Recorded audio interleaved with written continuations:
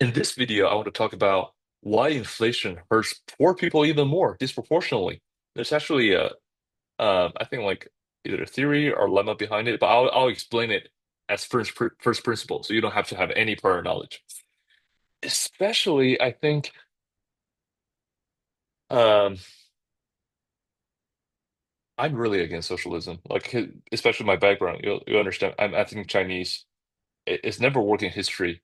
But, there's like a huge rise of, the wave of socialism and more manifested in the form of finances. It's like people want free stuff. And it's very tempting, right? It's like I'm almost a libertarian. I'm a libertarian. I believe in freedom. So that's why, like, even though I support the Republican Party in the last election, I'm pro-choice. I think individual freedom is very important, right?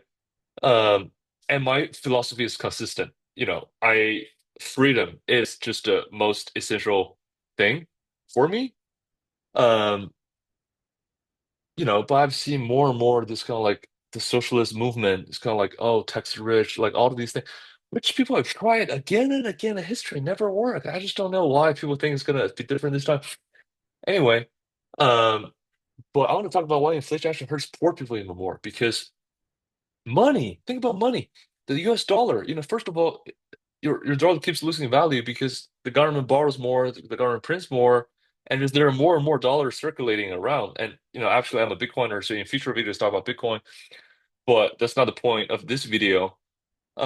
If the government prints money and send it out to you, right, and you just spend it, um, you can spend it on the nicest meal. Like you can spend it on super nice stuff, but after you spend it, it's gone. There's only one true way to accumulate wealth is to buy good assets, right? It can be anything, real estate, crypto, like stocks, but it has to be a good asset. Um, because, you know, why has stocks grown so much this year? Like why is Nasdaq doing so well? It's okay, the government, like during COVID, right? Um, government gives people free money, but people don't know how to manage it. Like they don't buy assets because they don't think of the world that way. If you just spend your money, no matter how much you spend, you can spend 50,000 a month, right? Most people can't do that. It's like luxurious. But if you don't have assets, that's not gonna work. Um, and I think financial education is very important. You gotta know how to accumulate things. Um,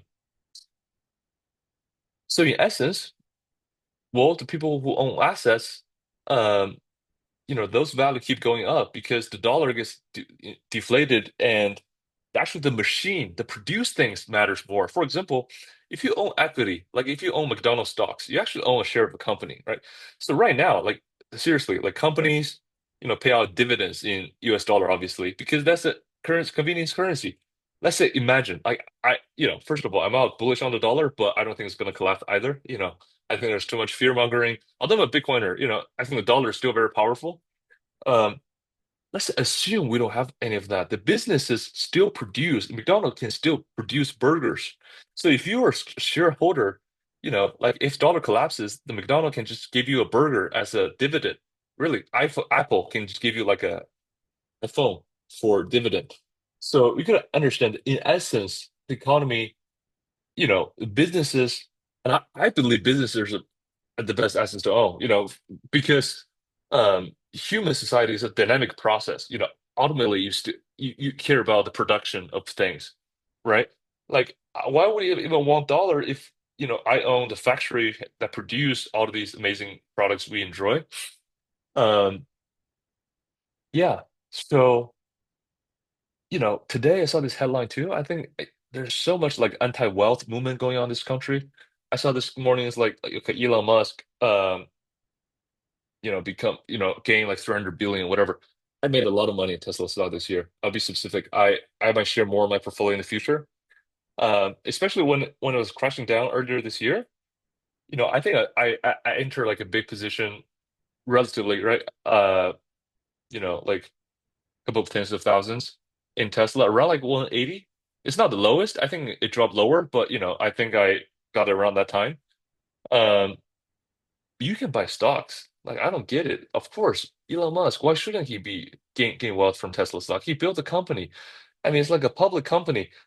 Obviously, like when the Tesla stock was dropping, everybody said, "Oh, overvalued," right? When it came to like 180, we're like, "Oh, what a trash stock." But always be, Warren Buffett, right? Be fearful others are greedy, be greedy with others are fearful. Um, yeah, but I saw that as an opportunity because I knew uh what they're doing in battery, what they're doing in robotics, what they're doing in cars, what they're doing in AI. Everything is a valuable company.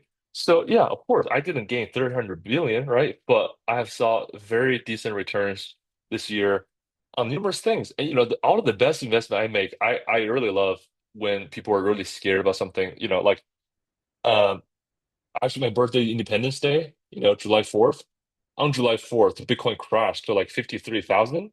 That was on my birthday, but I knew I bought more. Like that. So it's like. Of course, we hear about this billionaire gaining like billions of dollars. We don't even know how that feels like. But you can participate as well. Like you can buy equity. These are not exclusive. Especially in the US, like you have all of these opportunities, but you might be giving some up voluntarily. But that's why inflation hurts poor people more.